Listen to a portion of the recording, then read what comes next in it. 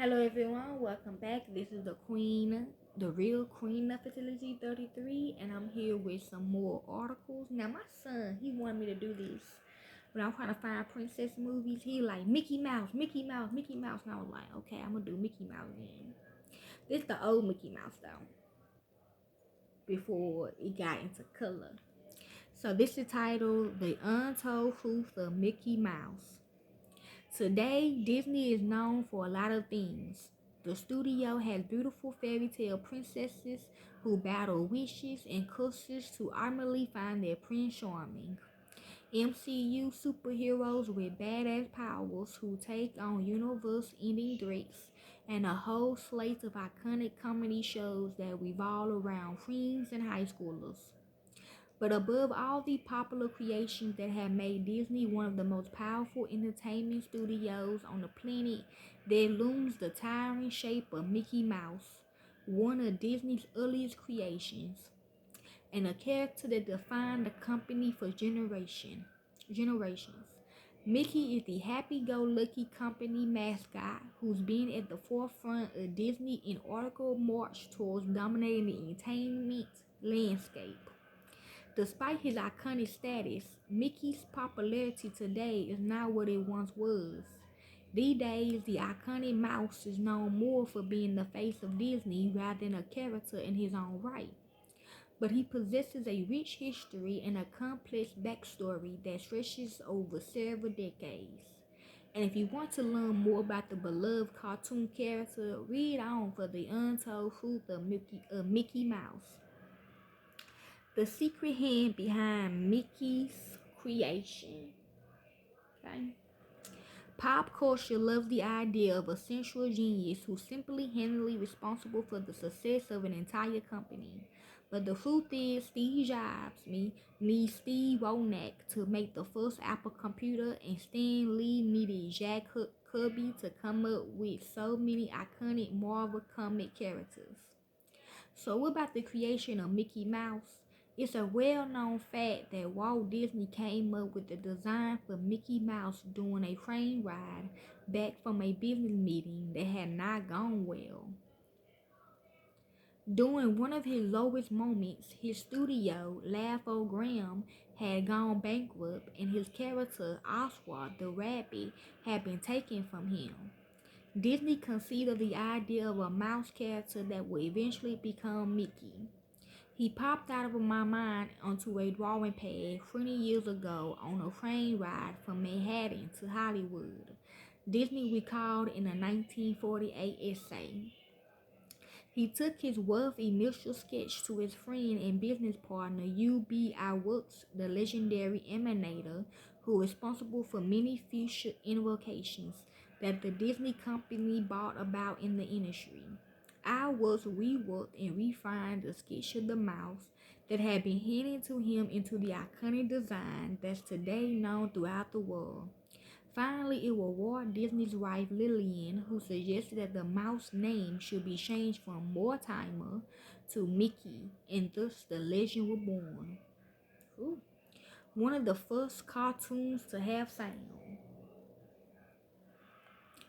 Animation have come a long way to the point where it can be difficult to tell the difference between real life and cartoons. Much of the groundwork in the field of animation was laid down by Walt Disney and his studio, and Mickey Mouse was at the forefront of that work as Disney's flagship character. After conceiving of the character, Disney created two shorts centering around Mickey in 1929-28 called Plain Crazy and The Gaupian Gaucho. Unfortunately, neither short managed to generate interest among distributors, and they were quickly shelved. Then Disney created a new black and white short for Mickey, the iconic Steamboat Willie, which saw Mickey as the captain of a Stream River Cyrilla. Disney performed all the voices in the short, including Mickey's. The cartoon was an immediate hit with audience. To make it stand apart from the competition, Disney added signals and sounds to Steamboat Willie as well as a fully post-produced soundtrack. This was a very rare practice for cartoons at the time. The effect on our little audience was nothing less than electric. Disney later recalled of the short initial test screening. They responded almost instantly to the union of sound and motion. Steamboat Willie went on to become a landmark project for both Disney and the world of animation. Mickey was a replacement for Oswald the Rabbit. Today, Mickey Mouse association with Disney might almost seem like fate or destiny, but the truth is the creative process is largely hit and miss, and Mickey wasn't the first character Disney conceived of at the Rock upon which to build his empire. That credit goes to Oswald the Lucky Rabbit. In 1927, Disney created Oswald for Universal Pictures. The character was featured in many animated short films that were released to theaters from 1927 to 1938. Through Oswald, Disney explored the then untouched genre of personality animation, where cartoons had specific character traits and believable emotional arcs. As Disney explained via New York Times, I want the characters to be somebody. I don't want them to just be a drawing. The Oswald cartoons were hugely popular, but Disney saw little in the way of profits come his direction, as Universal owned the Rabbit's copyright.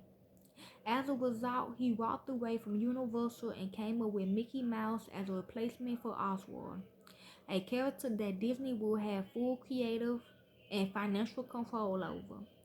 In 2006, Walt Disney Studio acquired the rights to Oswald from his parent company. The character appeared in Disney 2010 video game Epic Mickey, where he's shown to be feeling abandoned by Disney and envious of Mickey Mouse. The Mickey Mouse Protection Act. So I guess I am Mickey. Disney is a notorious legal company that zealously guards its copyright content. This sort of behavior is not a new thing since Mickey Mouse is the face of the company. Disney has gone to great lengths to hold on to the full copyright over the character dating back to his earliest appearances. The only time Mickey met his rival Bugs. Within the world of Disney, Mickey Mouse holds a hollow place at the face of the company, but Mickey isn't the only iconic cartoon character in the world. Many other studios have created their own most popular animated characters who come to rival Mickey's dominance, like Bugs Bunny, the wily rabbit who did what Oswald the rabbit could not, challenge Mickey's popularity. Of course, Bugs is owned by Warner Brothers, and as a result, there was a little chance of him ever meeting Disney's Mickey Mouse, except in the imagination of fans. But Disney's 1988 classic, Who Framed Roger Rabbit, managed to make the impossible happen. Steve Spielberg was on board as the producer for the project, and he was able to use his connections to convince Warner Bros. To lend Bugs to them for a small cameo in the film. Warner agreed on the stipulation that Buzz would only appear opposite Mickey and both would have equal screen time. Who Framed Roger Rabbit remains the only time the two cartoon icons had shared screen space together. The reason behind this is not the one we found, wasn't it? No, man. Okay. The reason behind Mickey's distinct looks. Despite being technically presented as a mouse, the truth is there's nothing much mouse-like about Mickey, especially when compared to, say, Jerry from Tom and Jerry. While a cute rodent was the original inspiration behind Mickey's creation, Walt Disney and his company's main preoccupation was with making a recognizable character. To that end, many parts of Mickey's design were tweaked to make him more accessible. Unfortunately, making a character accessible to a 1920s audience wasn't always a good thing. For instance, his early appearance and mannerism had been noted to closely resemble the styling of blackface minstrel entertainment, which were widespread in the U.S. at the time and which the audience could easily recognize. Mickey's gloved hand was also given a redesign to make them more human after their first appearance in the 1928 short plane craze when they were black like the rest of Mickey's body with 5 fingers. While Disney himself explained via The Guardian, we didn't want Mickey to have mouse hands because he was supposed to be more human. And so Mickey was given white gloves to wear, which would contrast against his body and be easily visible at all times. They were also borrowed from blackface stereotypes. As for those 5 digits, Disney went on to explain that the number of Mickey's fingers were brought down to 4 because 5 fingers were deemed too many for Mickey's small frame, and reducing the number of fingers also made the animated process easier. Mickey Mouse earned Disney an awesome, honorary Oscar. Okay.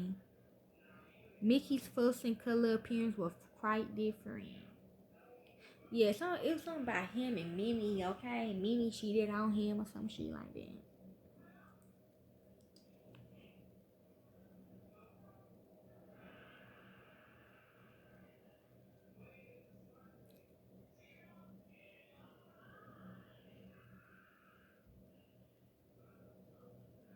They said the rodent tried to take his own life after being rejected by Minnie.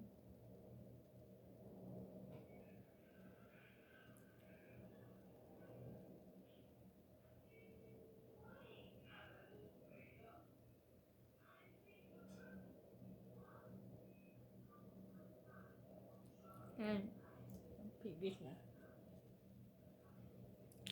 Mickey Mouse had been portrayed as everything from a beacon of innocent whimsy to a lyrical cartoon villain, but ultimately he's the bland symbol of a corporation that doesn't have any particular motivation beyond making as much money as possible. That doesn't that doesn't mean he doesn't have some serious messed up dancing skeletons in his closet. The real Mickey Mouse. When people ask where the idea for Mickey Mouse came from, Walt Disney liked to tell people about the real mouse that infested his Kansas City studio, who he befriended, allowed to live at his desk, fed crumbs from his hands, and named Mortimer before terribly released into a nearby field because he would move into Hollywood and would no longer be around to protect the little guy from the evil cat who lived downstairs. It's like the beginning of one of Disney's darker films. 14. He was created out of revenge. Walt Disney original cast kid. That's why I stay with my son. And me and my son were talking about when we weren't talking about that, but he, I don't know, for some reason I found an article. I was like, oh, this about my ex-husband who sang Fatal and Charmaine. Yeah, and then I lost the article and now it's back. Okay, so yeah, so I guess she meaning. Okay. Um. Also, the Lucky Rabbit, which she created for Universal Pictures in 1957. But after the character proved successful, the studio stole all but one of his employees and threatened to fire Disney unless he took a pay cut. Okay, yeah, Jeremiah too, my son. Michael Jackson. Instead, Disney and his long loyalists UBI will trust out on their own and determined to sink that stupid rabbit. We worked their character's design in the image of Disney's mouse friend. 13. Disney White changed his stupid name. Disney wanted to name his mouse after, well, his mouse, but Mortimer Mouse never would have caught on. It was his wife, according to legend, who convinced him the name was stupid. Iwerks never got the credit he deserved. Mickey Mouse was just as much, if not arguably more so, Iwerks' creation at Disney since Iwerks was the one who actually designed him. He even animated Mickey's first short all by himself. Disney liked to present himself as the mouse god, though which pissed Iwerks off so much that he left Disney in 1930 to form his own studio, after which Disney stopped crediting Iwerks at all. Mickey wears blackface. Many of his early design characteristics, like his white gloves and heavily outlined facial features, are a little too close to those of minstrel performers for comfort.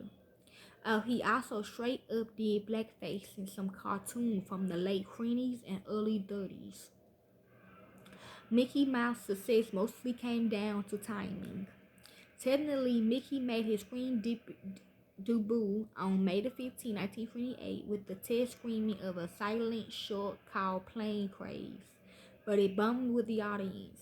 Disney didn't strike gold until 6 months later with the premiere of Steamboat Willie, which happened to be the first animated film with sight no sound music and sound effects.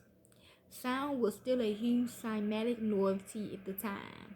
So despite not really standing out in a sea of cute cartoon characters, Mickey became the Furby of the Freenys. Merchandising Mickey. Of course, another major reason Mickey became such a cultural phenomenon was the Disney wasted no time commercializing the shit out of him. Even this can't really be credit to Disney though. It all started in 1929 when some rando approached him at a hotel and offered him $300 to put Mickey's face on a children's pencil tablet. The tablet was a hit, so people just kept giving Disney money to put his mouse on stuff until another rando approached him with the idea of putting his mouse on all the stuff. To this day, Mickey Mouse merchandise comprises a huge chunk of Disney's revenue. Mickey's personality changes with consumer demand. Over the years, Mickey had morphed from a belligerent gay bashing jock to a sad sack insert who keeps trying to kill himself after Minnie's rejection to the bland mascot we know today. Even since then, his character has been tweaked in a careful balancing act of keeping him wholesome enough for children and their money, but not so boring that children and their money lose interest. Donald Duck was actually created because the Disney team was so bored with Mickey, and for a time he became more popular than the Michael Mouse. Basically, he's a soulless shell that gets injected with whatever traits are most marketable at the time. Mickey Mouse in politics. Mickey had been an important political figure since his first decade of existence when the freaking League of Nations gave Disney a gold medal only because they couldn't give it to the mouse himself, who they called an international symbol of goodwill. His symbolism as a protest vote began even earlier when one grumpy New Yorker decided they'd rather see him as mayor than anyone else in 1932, and the tradition of writing Mickey Mouse continues to this day. Mickey has even met every president since Harry Truman except Lyndon B. Johnson. For some reason, he apparently just never went to a Disney park, probably because it was one of the few places he could whip out his giant hog. Mickey Mouse as an American symbol. Proving that Pluto didn't invent hot takes, Mickey Mouse had been denounced and everything wrong with America since 1941, when one historian pointed to its popularity and proved that the country was living in an intellectual and moral vacuum. Anytime anyone wants to strike at America, they can do it via Mickey. So when he was banned in Nazi Germany, then in Communist Germany, then starting the controversial anti-war party, Mickey Mouse and Venomon. Okay. Mickey Mouse at Disney parks. Okay. Mickey's rivals. Mickey Mouse had plenty of competition over the years and has gotten intense at backstage at a preschool beauty pageant by introducing sound to animation. He downright murdered Felice the cat, who at the peak of his frame the year Steamboat really came out but couldn't handle the crossover to sound. Bugs Bunny had held his own, but when Steve Spielberg wanted both characters in Who Framed Roger Rabbit, I think he was in Roger Rabbit. Yes, I am Jessica. I forgot her name. I think it was Jessica. Warner Bros. Demanded exactly the same screen time as Mickey. We were talking down to the frame. They knew they knew what that sneaky mouse would do otherwise. The early 2000 campaign to set up Mickey. Y2K was a confusing time for everyone, but especially the Disney marketing department, who desperately countered the ugly hat wearing youth by positioning their mascot in steamy Sex in the City scenes on the clothes, not like under Kim Cattrall, taking Disney fashion to expensive boutiques like Fred Segal, hiding at least formerly countercultural graffiti artists to spray paint him on buildings and begging high young celebrities to stretch his image across their high young bosom. The idea that once kids see stars wearing t-shirts featuring the mouse, they will be drawn to all things Mickey, in an actual sentence from the actual LA Times. Mickey influence knows no bounds. In 2008, Disney claimed that market research showed 98% of all children between the ages of 3 and 11 was aware of Mickey Mouse. Not all American children, or even all English speaking children, all children in the world. Basically, if anyone ever needs to propaganda the babies, they know exactly who to. Expensive but extremely easy, pays off. Okay, Mickey Mouse. Okay, so if y'all like more of these, I'm gonna do more research, more thorough bit. I know, but something about the sneaky guy, something like that.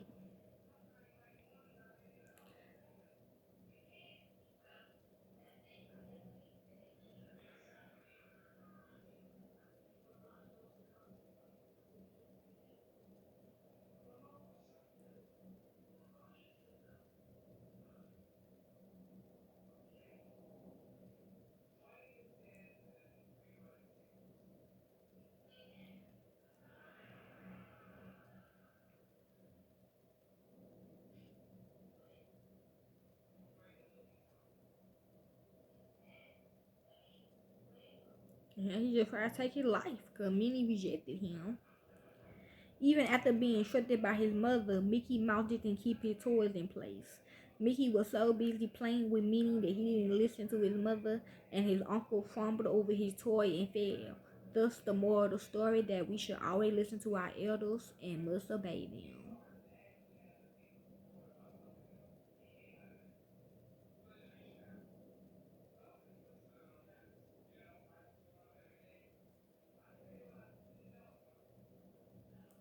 It says, is Mickey Mouse an insult? This reflects the use of Mickey Mouse as a derogative term, meaning second rate, pathetic, inferior, worthless. It is sometimes used to describe politics or a political system.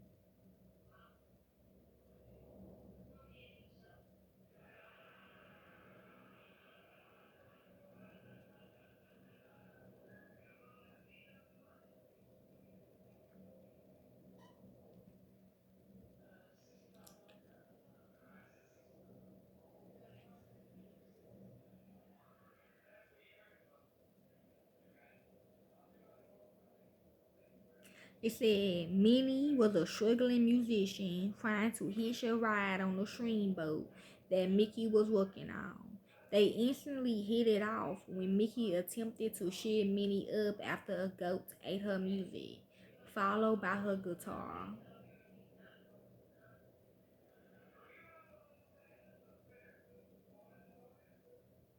I'm gonna do her separate. I want to do her separate though. But yeah, this basically about me and a fight or whatever. Like the fuck. Anyway, I hope y'all enjoy this. Okay, I'm done for the night, but I am gonna do the full moon video though for my job. So it's later on.